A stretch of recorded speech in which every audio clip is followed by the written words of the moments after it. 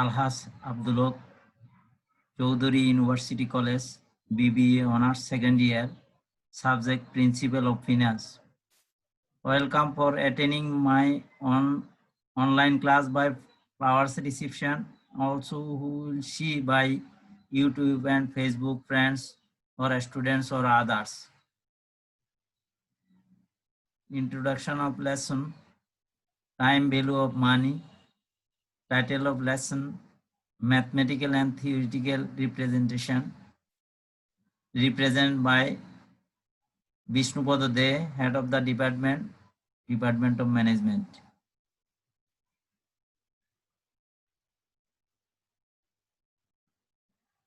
আমরা principal of ফিনান্সের গত pre টেস্টের একটি প্রশ্ন আমরা একটু দেখব। যেহেতু আমরা সেকেন্ড ইয়ারের প্রথম ক্লাস শুরুতেই করোনা কোভিড-19 এর কারণে ক্লাস বন্ধ হয়ে গেছে, আমরা তেমন ক্লাস অথবা পরীক্ষাও নিতে পারি নাই। তবে খুললে মনে হয় একটা টেস্ট পরীক্ষার মাধ্যমে এই দ্বিতীয় বর্ষের শিক্ষার্থীদের ফর্ম ফিল আপ অথবা পরীক্ষার সুযোগ দেওয়া হবে। তো তোমরা দেখো 2019 সালে প্রি টেস্টে যে প্রশ্নটি এসেছে, part A, number 1, answer any 10 short questions. 1 into 10 is equal to 10 marks. 10টার উত্তর দিতে হবে, প্রতিটাতে 1 করে। প্রথম অধ্যায়ন কি? আইপিও শব্দটির পূর্ণরূপ লিখো। ঢাকা স্টক এক্সচেঞ্জ কত সালে প্রতিষ্ঠিত হয়? তারল্য অনুপাত কি? প্রোফর্মা আয় বিবরণী কি? কুপন ব্যয় কি? চলতি অনুপাতের আদর্শ মান কত? আর্থিক ব্যবস্থাপনা কাকে বলে? কোম্পানির শেষ দাবিদার কে? দুটি অস্পর্শনীয় সম্পত্তির নাম লিখো। বার্ষিক বৃত্তি কি? ঘূর্ণায়মান ঋণ কি? Part B, answer any 5 questions. Marks 4 into 5 is equal to 20. Number 2, corporate সিদ্ধান্ত সমূহ আলোচনা করো। 3, বিষয় হিসেবে কেন তুমি অধ্যয়ন পড়বে। 4, বিজ্ঞান, হিসাব বিজ্ঞান ও অর্থসংস্থানের মধ্যে পার্থক্য লিখো। 5, আর্থিক অনুপাত বিশ্লেষণের সুবিধা সমূহ আলোচনা করো। 6 এ এখানে একটা অঙ্ক ব্যবহারিক, এখানে রেশিও, ডেপ্ট ইকুইটি রেশিও, প্রোপ্রিয়েটরি রেশিও, এই দুটি রেশিও বের করতে বলা হয়েছে। এখানে টাইম ভ্যালু অফ মানি থেকে একটা অঙ্ক, mister Dipu Khorshed wants to বড়ো টাকা 4 lakh at an interest rate 16% per annum. The amount will be repaid annually over next 5 years. Time value অঙ্ক। Show the repayment schedule of bank term loan under balloon payment method. 8, you have a plan to buy a motorcycle 6 years from now. The price of motorcycle will be taka 6 lakh. You want to accumulate this money in a bank account by monthly installment, which gives you 12% interest. What is your monthly installment? 9A, 8%. 12 years bond of taka 5 years has been issued at the rate of 5% discount and redeemed at the rate of 3% premium. If flotation cost is 2% of face value, then calculate its approximate YTM. Part C, answer any 5 questions. Marks 5 into 10 is equal to 50. Number 10 আর্থিক প্রতিষ্ঠান কি? আর্থিক প্রতিষ্ঠানের প্রকারভেদ লিখো। 11 মুনাফা সর্বোচ্চকরণ নয়, সম্পদ সর্বোচ্চকরণে একটি ফার্মের মূল উদ্দেশ্য ব্যাখ্যা করো। 12 Mr. Zakir is considering to purchase an apartment in Dhaka costing Taka 80 lakh. He has 3 offers. First, pay full in cash. Second, pay 30% of the cost in cash immediately.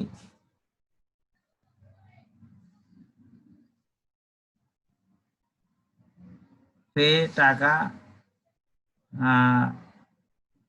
9 lakh each year for the next 10 years. Pay 50% of the cost in cash and take a loan of Taka 40 lakh from AB Bank Limited at 15% interest to be paid in equal monthly installment over next 10 years. Assume the opportunity cost is 12%. Whichever should he accept? এটাও time value of মানির অঙ্ক। 13 your father has promised to give you Taka 1 lakh in cash on your 25th birthday for foreign tour. Today is your 16th birthday. He wants to know 3 things. Number A, if he decides to make annual payment into fund after 1 year, how much will each have to be if the fund pays 8%? B, if he decides to invest a lump sum in the account after 1 year and let it compound annually, how much will the lump sum be? If in A, the payments are made in the beginnings of the year, how much it will be the value of annuity? এটাও time value মানে অঙ্ক। 14 ABC Automobile Limited most recent annual dividend was Taka 18 per share and the firm's required rate of return is 12%. Find the market value of the share of the company when dividends are expected to grow at an annual rate of 0% forever. B, dividends are expected to grow at an annual rate of 10% for first 3 years and at 6% annually for 3 years, after which they are expected to grow at 5% per year to infinity. 15, you have to accumulate Taka 12 lakh 10 years from now for buying a new car. You are decided to deposit a certain amount of money in a special account that will provide you 9.5% interest per annum. Number 1, what will be your annual deposit at the beginning of each year? Number 2, what will be your annual deposit at the end of each year? Number 3, what will be your half yearly deposit? এটাও time value of মানির অঙ্ক। 16, Novex Chemicals is considering the following information regarding to investments. Which investment would be acceptable and why? ABC, XYZ, probability and return. Probability return, তাহলে এটাও risk and রিটার্নের অঙ্ক। 17, নগদ budget কি? নগদ বাজেট তৈরি পদক্ষেপসমূহ আলোচনা করো। তাহলে আমরা অধিকাংশ হাফ ইয়ারলি পরীক্ষায় টাইম ভ্যালু অফ মানি থেকে অনেক অঙ্ক দেওয়া হয়েছে, তো এই জন্য আমি টাইম ভ্যালু অফ মানিকে আজকে প্রথম ক্লাস হিসেবে এটা পড়ানোর জন্য নিলাম। কিছু তাত্ত্বিক দিক নির্দেশনা দেব, তত্ত্ব জানলে অঙ্ক করতে সুবিধা হয়, এই জন্য অতি ছোট প্রশ্ন। প্রথম, অর্থের সময় মূল্য কি? যে বর্তমানের 1 টাকা ভবিষ্যতের 1 টাকার সমান নয়। সময়ের কারণে, মুদ্রাস্ফীতির কারণে মূল্য, পরিমাণ, অর্থের পরিমাণ, সুদের হার সবকিছু বৃদ্ধি পেতে পারে। অর্থের এই মূল্যকে বলা হয় সময় মূল্য। অর্থের সময়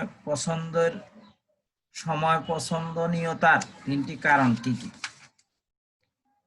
অর্থের সময় পছন্দের তিনটি কারণ হলো অনিশ্চিত ভবিষ্যৎ অর্থাৎ ভবিষ্যৎ অনিশ্চয়তাপূর্ণ, বর্তমান ভোগের প্রতি আকর্ষণ, অনেকে ভোগ করতে চায়, বর্তমান সময়ে কেউ তো বর্তমানে বেঁচে আছে, ভবিষ্যতে বেঁচেও না থাকতে পারে, এই জন্য ভোগকে প্রাধান্য দেয়।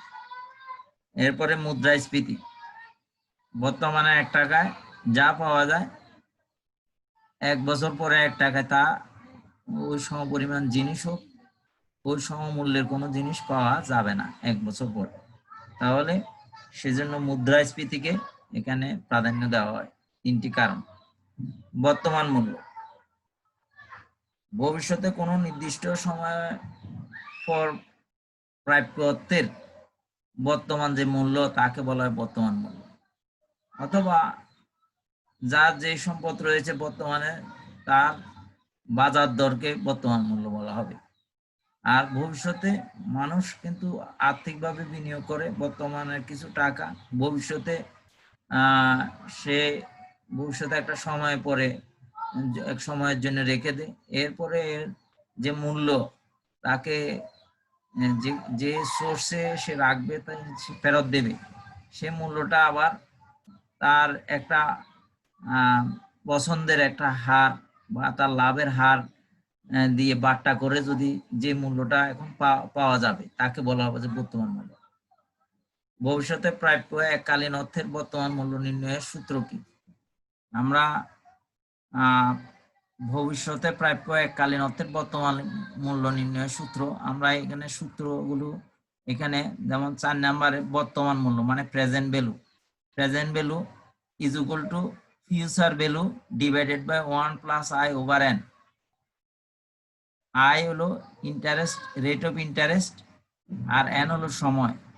তাহলে ফিউচার ভ্যালুকে এই সময় এবং হারের সাথে 1 যোগ করে এর সময় দিয়ে সেটার সময় দিয়ে পাওয়ার করে সে যে ফ্যাক্টর পাওয়া যাবে ফিউচার ভ্যালুকে সেই ফ্যাক্টর দিয়ে ভাগ করলে আমরা প্রেজেন্ট ভ্যালু পাবো। তাহলে P V is equal to F V divided by 1 plus I over N. তাহলে আমরা এইভাবে শিখে ফেলবো। 5 নম্বরে সাধারণ ভিত্তির বর্তমান মূল্যের সূত্রটি কি? সাধারণ ভিত্তির বর্তমান মূল্যের সূত্র, তাহলে প্রেজেন্ট ভ্যালু এখানে অর্ডিনারি লেখা যাবে, প্রেজেন্ট ভ্যালু অ্যানুইটি অর্ডিনারি, এ হলো কিস্তিকে ইন্টারেস্ট রেট দিয়ে ভাগ করে তার সাথে 1 minus 1 divided by 1 plus I over n, এখানে একটা ফ্যাক্টর, ওই ফ্যাক্টর দিয়ে গুণ করলে প্রেজেন্ট ভ্যালু অ্যানুইটি অর্ডিনারি কিস্তির পরিমাণ পাওয়া যাবে। তাহলে এটা PV is equal to a divided by I into 1 minus 1 divided by 1 plus I over N. তাহলে আমরা এইভাবে শিখে ফেলবো। অগ্রিম ভিত্তি নির্ণয়ের বর্তমান মূল্যের সূত্রটি কি? অগ্রিম ভিত্তি নির্ণয়ের, এটা অগ্রিম অর্থাৎ ডিউ, এখানে প্রেজেন্ট ভ্যালু ইন্টারেস্ট ফ্যাক্টর, এখানে প্রেজেন্ট ভ্যালু অ্যানুইটি, ডিউ কথাটা লেখা দরকার ছিল A divide by I into 1 plus I into 1 minus 1 divided by 1 plus I over N. তাহলে এ সূত্র আর এই সূত্র কাছাকাছি, শুধু 1 প্লাস আই ইন্টারেস্ট রেটের সাথে 1 যোগ করে যখন গুণ দেওয়া হবে তখন সাধারণ ভিত্তিটা ডিউতে পরিণত হবে, অর্থাৎ সেটা অগ্রিম ভিত্তি নির্ণয়ের বর্তমান মূল্যের সূত্র হবে। এরপরে প্রান্তীয় মূল্য কি? বর্তমানে যে কোনো অর্থ ভবিষ্যতে যে তার সুদের হারে বৃদ্ধি পেয়ে যে মূল্যে পরিণত হবে তাকে বলা হয় প্রান্তীয় মূল্য। এখন প্রান্তীয় মূল্য ভবিষ্যৎ মূল্য কি একই? অবশ্যই প্রান্তীয় মূল্য এবং ভবিষ্যৎ মূল্য একই। তাহলে ভবিষ্যৎ মূল্য কি? ভবিষ্যৎ মূল্য বর্তমানে যে কোনো পরিমাণ অর্থ চক্রবৃদ্ধি হারে বৃদ্ধি পেয়ে সুদে আসলে যে মূল্যে পরিণত হয় তাকে বলা হয় ভবিষ্যৎ মূল্য। ভবিষ্যৎ মূল্য কি কি উপাদানের উপর নির্ভর করে? আমরা দেখব ভবিষ্যৎ মূল্য কয়েকটি উপাদানের উপর নির্ভর করে, যেমন প্রারম্ভিক জমাকৃত অর্থ। ভবিষ্যৎ মূল্য অর্থাৎ প্রথম যে জমা, সে একটা পরিমাণ ব্যাস হোক আর কম হোক, সে পরিমাণ অর্থ সুদের হার। অনেক সময় সরকারের নিয়ম নীতির কারণে সুদের হার বৃদ্ধি পেতে পারে বা কম হইতে পারে। এরপরে মেয়াদ, কেউ কোনো অর্থ নির্দিষ্ট মেয়াদে রাখতে পারে, 5 বছর, 10 বছর, 20 বছর। যত বেশি মেয়াদের জন্য রাখা হবে তত বেশি অর্থের পরিমাণ বৃদ্ধি পাবে। চক্রবৃদ্ধির সংখ্যা, আবার কোনো কোনো অর্থ মাসে একবার বা বছরে 2 বার অথবা বছরে 4 বার এ ধরনের সুদ দিতে দেখা যায়। তাহলে সুদের গণনার পরিমাণ যদি বেশি হয় তাহলে সেক্ষেত্রে এই যে ভবিষ্যৎ মূল্যটা তার বাড়া কমা বা বৃদ্ধি বা হ্রাস সেটা নির্ভর করে। একই মেয়াদে সুদের হার বৃদ্ধি পেলে ভবিষ্যৎ মূল্যের কি প্রভাব পড়বে? একই মেয়াদ যদি অর্থাৎ 5 বছর বা 10 বছর একটা মেয়াদের জন্য যদি কোনো পরিমাণ অর্থ রাখা হয়, তাহলে সুদের হার যদি বৃদ্ধি পায় তাহলে অবশ্যই ভবিষ্যৎ মূল্যের কি প্রভাব? ভবিষ্যৎ মূল্য বৃদ্ধি পাবে। সুদের হার নির্ণয়ের ক্ষেত্রে প্রধান বিবেচ্য বিষয়সমূহ কি কি? সুদের হার নির্ণয়ের ক্ষেত্রে প্রধান বিবেচ্য বিষয়সমূহ: বিনিয়োগকারীর প্রত্যাশিত আয়ের হার এবং মুদ্রাস্ফীতির হার। বাজারে কিভাবে অর্থের পরিমাণ বেড়ে যেতে পারে অথবা যে যে অনেক বেশি পরিমাণ অর্থ দিয়ে কম পরিমাণ দ্রব্য যদি ক্রয় করার পরিস্থিতি সৃষ্টি হয়, তখন এই পরিস্থিতিগুলো সুদের হার নির্ণয়ের ক্ষেত্রে বিশেষ বিষয় হিসাবে বিবেচনা করা হবে। এককালীন ভবিষ্যৎ মূল্যের সূত্রটি কি? এককালীন ভবিষ্যৎ মূল্যের সূত্রটি future value is equal to present value into 1 plus I over N. তাহলে বর্তমান মূল্যকে 1 plus I interest rate I, আর এটা হলো সূত্রের 1 ওভার এন, মানে পাওয়ার করে যে ফ্যাক্টর পাওয়া যাবে এটা প্রেজেন্ট ভ্যালুকে গুণ করলে আমরা ফিউচার ভ্যালু পেয়ে যাব। আর ফিউচার ভ্যালু মনে রাখতে হবে একটি গুণ ভিত্তিক একটি ফর্মুলা। সাধারণ বার্ষিক ভিত্তিক ভবিষ্যৎ মূল্য সূত্রটি কি? তাহলে প্রেজেন্ট ভ্যালু অ্যানুইটি অর্ডিনারি লেখা যেত a divided by i into 1 plus i over n minus 1। তাহলে আমরা এইভাবে আমরা শিখে বলবো present value annuity ordinary is equal to a divided by i into 1 plus i over n minus 1।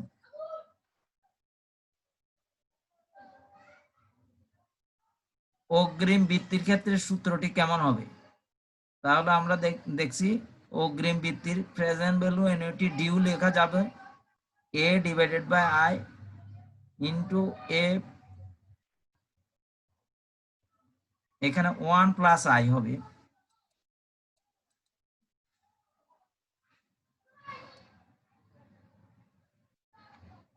One plus i into 1 plus i over n minus 1।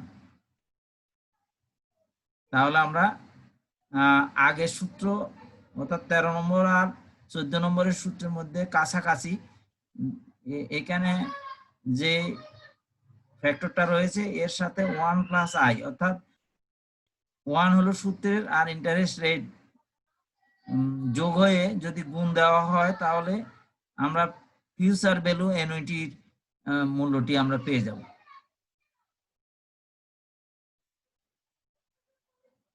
অগ্রিম সরল সুদ কি?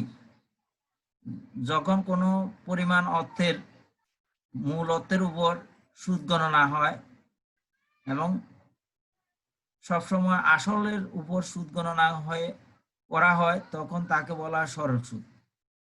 সরল সুদের সূত্রটি কি? আমরা জানি future value is equal to P plus PNI, আর সরল সুদের সূত্র হলো পিএনআই। পি আসল, এন হলো সময়, আই হলো সুদের হার। কোনো জায়গায় পিএনআরও লিখতে দেখা যায়, তো পিএনআই এভাবে শিখলে মনে হয় সোজা, বা পিএনআর বলা যাবে যে চক্রবৃদ্ধি সুদের হার হলো আই আর সরল সুদের হার হলো আর। যেভাবে বলা হয় উভয়টা শুদ্ধ। চক্রবৃদ্ধি সুদ কি? যখন মূল অর্থের উপর একটা নির্দিষ্ট সময় ধরে সুদ আরোপ করার পরে যে সুদ হবে, সুদ এবং আসল একত্র হয়ে আরো নির্দিষ্ট পরিমাণ সময়ের উপর যখন চার্জ করা হবে তখন তাকে বলা হয় চক্রবৃদ্ধি সুদ। অর্থাৎ সুদ এবং আসল এর উপর যখন সুদ গণনা করা হয় নির্দিষ্ট সময় পর পর তখন তাকে বলা হয় চক্রবৃদ্ধি সুদ। কোন ক্ষেত্রে কার্যকরী সুদের হার নামিক সুদের হার অপেক্ষায় বেশি হবে?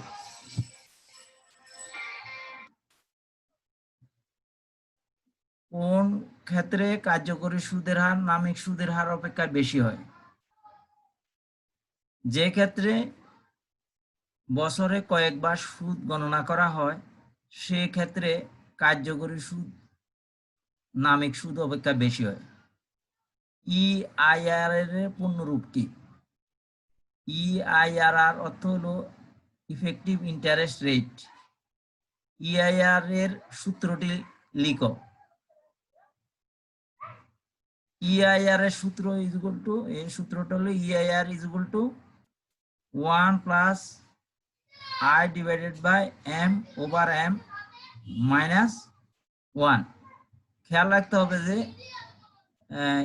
ইফেক্টিভ ইন্টারেস্ট রেটের সূত্রের মধ্যে এন এর কোনো অবস্থান নাই।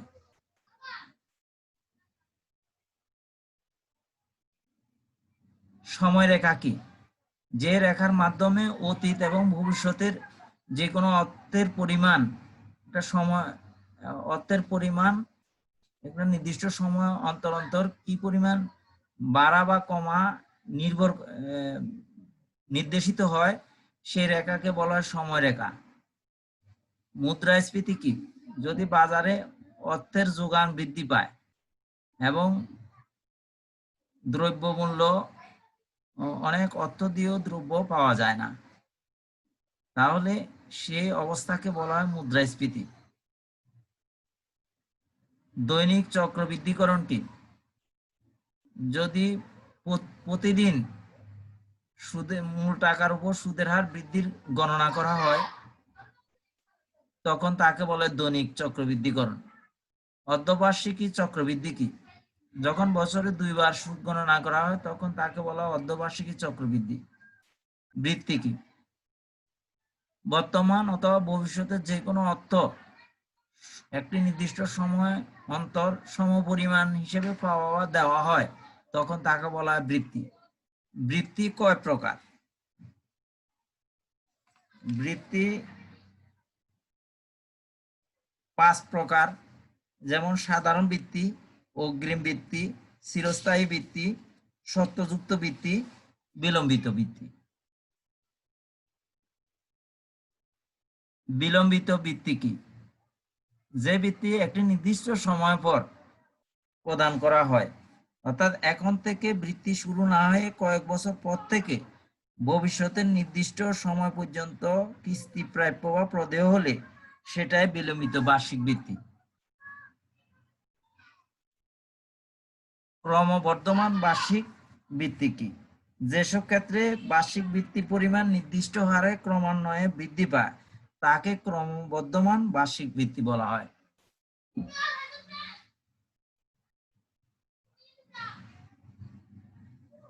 তারপরে 69 বিধি কি?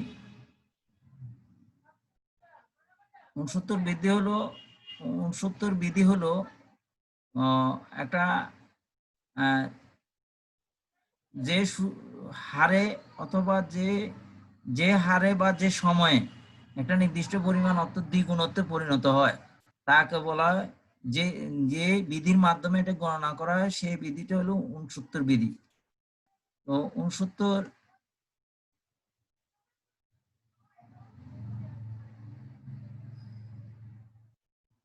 আর 72 বিধি, এটাও অর্থ দ্বিগুণ হওয়ার সময় এবং সুদের হার কি পরিমাণ সুদ এবং সুদের সময়ে একটি নির্দিষ্ট পরিমাণ অর্থ দ্বিগুণত্বে পরিণত হয় সেই বিধিকে বলা হয় 72 বিধি। অর্থাৎ আমরা এখানে দেখেছি সময় বের করতে হলে 72 বিধিকে হার দিয়ে ভাগ 72কে হার দিয়ে ভাগ করলে সেটার সমাধান মিলবে, সময়টা বের হবে। আর যখন হার বের করব তখন 72কে n দিয়ে ভাগ করলে যে পরিমাণ যে ফল বের হবে সেই হারে যে কোনো পরিমাণ অর্থ দ্বিগুণ পরিমাণ হবে। আর 69 বৃদ্ধির ক্ষেত্রেও n অথবা i দিয়ে ভাগ প্লাস 0.35 একটা ফ্যাক্টর ওখানে যোগ করে দেওয়া হবে, এটা সূত্রের মধ্যে রয়েছে। প্রেজেন্ট ভ্যালু ইন্টারেস্ট ফ্যাক্টরের পূর্ণরূপ হলো PVIFA অর্থাৎ present value interest factor NOT, আর PFVIFA মানে future value interest factor NOT. ঋণ পরিশোধ তালিকা কি? বর্তমান অথবা অতীতের যে কোনো অর্থ কি পরিমাণ পরিশোধ করতে হবে তার যে তালিকার মাধ্যমে সুদে এবং আসলে পরিশোধ করতে হবে তা প্রদর্শন করা হয়, তাকে বলা হয় ঋণ পরিশোধ তালিকা। আর নিমজ্জিত তহবিল বা পরিপূরক তহবিল কি? আমরা বৃহদায়তন প্রতিষ্ঠানের ক্ষেত্রে মধ্যমেয়াদী বা দীর্ঘমেয়াদী ঋণ পরিশোধের অনিশ্চয়তা দূর করার জন্য সমপরিমাণ কিস্তি প্রদানের মাধ্যমে যে তহবিল গঠন করা হয় তাকে বলা হয় প্রতিপূরক তহবিল বা নিমজ্জিত তহবিল। আর সম্ভাব্য বা সত্যযুক্ত বৃত্তি কি? যখন ভবিষ্যতে কোনো ঘটনা ঘটা পর্যন্ত অনিশ্চিত সময়ের জন্য বৃত্তি প্রদান করা হয় তখন তাকে সম্ভাব্য বৃত্তি বা সত্যযুক্ত বৃত্তি বলা হয়। তাহলে মোটামুটি আমরা এই চ্যাপ্টারে অর্থের সময় মূল্য বা টাইম ভ্যালু অফ মানির আমরা এই প্রশ্নগুলোর উত্তর শিখে ফেলবো এবং সূত্রগুলো শিখবো, তাহলে অঙ্কগুলো কিছু করা আমাদের সম্ভব হবে কিছু করা, এবং প্রায় 25% অথবা 20% প্রশ্ন টাইম ভ্যালু মানি থেকে হয়। সেজন্য আমরা দেখব ম্যাথমেটিক্যাল প্রবলেমস কিছু দেখব। Future value simple interest rate, page number 573, 573 নম্বর পৃষ্ঠা, খান ঘোষাল জাহাঙ্গীরের প্রিন্সিপাল অফ ফিনান্সে রয়েছে। সেখানে এক্সারসাইজ রয়েছে। এক্সারসাইজের 2 নম্বরে একটা প্রশ্ন রয়েছে, মিস্টার তাসিন উইল পে টাকা 4,000 to Mr. Tujo after 3 years. If Mr. Tasin wants to pay off debt now, then what amount should be paid by him by considering 5% simple interest? তো আমি অঙ্কটি সলিউশন করেছি। PSR value is equal to P plus PNI. এখানে একটু দেখার বিষয় হলো 5% simple interest, তাহলে সূত্রটা হবে future value is equal to P plus PNI. তাহলে future value mister Tasin will pay অর্থাৎ ভবিষ্যতে সে 4,000 টাকা পরিশোধ করবে, তাহলে এটা ভবিষ্যতের টাকা, তার ফিউচার ভ্যালু। তারপরে এখানে বলা হচ্ছে what amount should be paid by him by considering 5% interest, তারকে কি পরিমাণ পরিশোধ করা উচিত বর্তমানে, তাহলে সেটা দেওয়া নেই।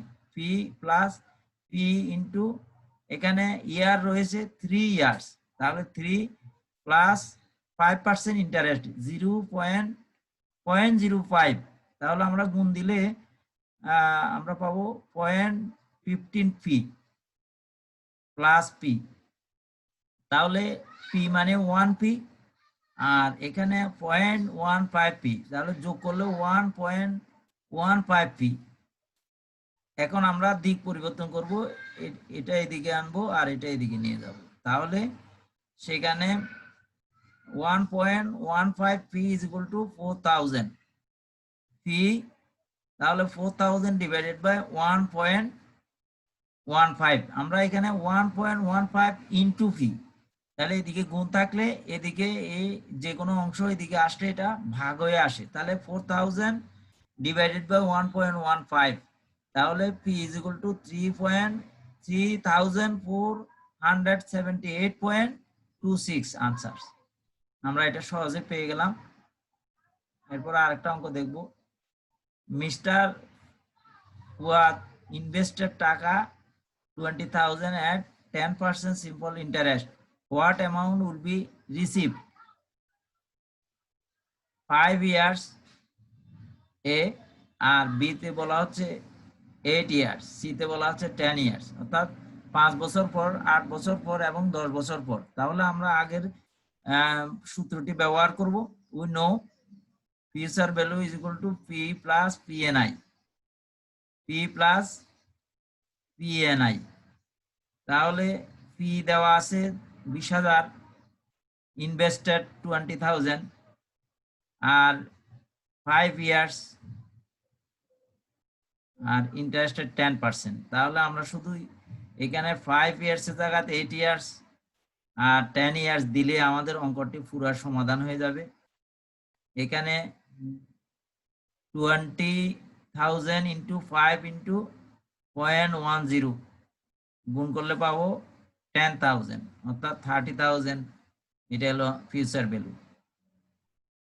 Number B, we know future value, সূত্রটি লিখবো, এখানে 8 দেব, তাহলে 16,000, 20,000 আর 16,000, তাহলে 36,000 ফিউচার ভ্যালু। এর পরবর্তী সি নাম্বার, সেখানে 10 দেব, এখানে গুণ করলে 20,000, 20,000 প্লাস 20,000, ফিউচার ভ্যালু 40,000 অ্যান্সার। আমরা 4 নাম্বার আরেকটা অঙ্ক দেখব, এক্সারসাইজ। মিস্টার তুষার ইনভেস্টেড টাকা 20,000 at 10% simple interest. After how many years you will receive টাকা 36,000 from this investment? এখানে how many years, তাহলে এখানে সময় বের করতে বলা হয়েছে। Future value 36,000, he will receive, তাহলে সে গ্রহণ করবে, তাহলে ভবিষ্যতের is equal to ইনভেস্ট করেছে, ইনভেস্ট করলো 20,000, 20 plus 20,000 plus into N into interest rate, N যেহেতু নাই তাহলে এখানে গুণ করলে 2,000 এন। আমরা এই অংশটুকু এদিকে আর এটা এদিকে পক্ষান্তর করব, করার পরে 20,000 plus 2,000 N is equal two 36,000, 2,000 N এখানে এ পাশে রয়ে গেল, এটা দিক পরিবর্তন করলে এখানে ছিল প্লাস, এখানে হবে মাইনাস, তাহলে 16,000, এখানে 2,000 ইন্টু এন, তাহলে এন থেকে গেলে এদিকে ভাগ হবে 16,000 ডিভাইড বাই 2,000, তাহলে 8 ইয়ার্স। তাহলে আমাদের মোটামুটি উত্তর বের হয়ে গেল। আমরা একটা হোমওয়ার্ক দেখব। Homework exercise 5, Mr. Tuhin will receive taka 30,000 after 5 years by investing taka 20,000 today. What is the appropriate simple interest rate in this case? তাহলে ইন্টারেস্ট রেট বের করতে বললো, আইটা থাকবে না, তাহলে আমরা সমাধান করলে এটা পেয়ে যাব। Enclosures of representation by giving flowers invitation for coming next class and taking part to every students on online Facebook, YouTube. Please subscribe my channel for getting important class quickly. Thanks all, and all of you be remain happy.